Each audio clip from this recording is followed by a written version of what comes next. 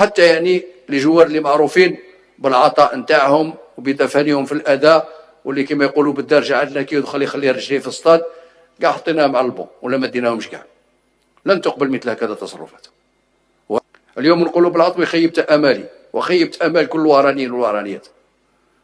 ونقول له باللي باش من يتحمل المسؤوليه فهو انت ولا احد غيرك، لاني انا استقبلت مرات كثيره ومتعدده وقلت له لك كل الصلاحيات، اتخذ اي اجراء تشوفه يصب في مصلحه الفريق، ولم يتخذ اي شيء. واليوم أنا قلت أنا باللي باش يعني الفرق اللي خسرت في منافسات قارية ليس في البطولة الوطنية طلبوا السماح من المشجعين تاعهم. هذا قمة التواضع والإخلاص والصدق في أداء المهام. ولكن أنت تحط الناس كل في الثقيل. حتى الاجتماع تاع البارح ما جاش ليه. حتى الاجتماع اللي درت البارح، أنا درت اجتماع طارئ. أنا البارح كملت الزيارة مع السيد الوزير، أنا كنت قادر ندخل دار الرياح مع أولادي.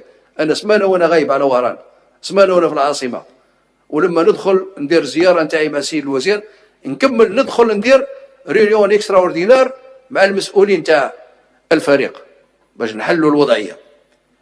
في الاجتماع تاع البارح استعملت كلمات بسيطة وواضحة للجميع، وإن استدعى الأمر إقالة الفريق التقني سنقيل الفريق التقني، وإن استدعى محاسبتهم سنحاسبهم، وإن استدعى أمور أخرى سنقوم بها.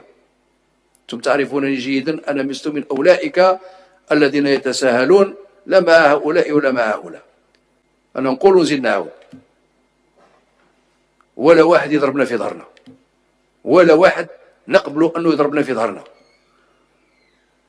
المولودية ومناصري المولودية وسكان ولاية وهران ومحبو مولودية وهران ما يبيعوا ما يشريوا، ما يبيعوا ما يشريوا.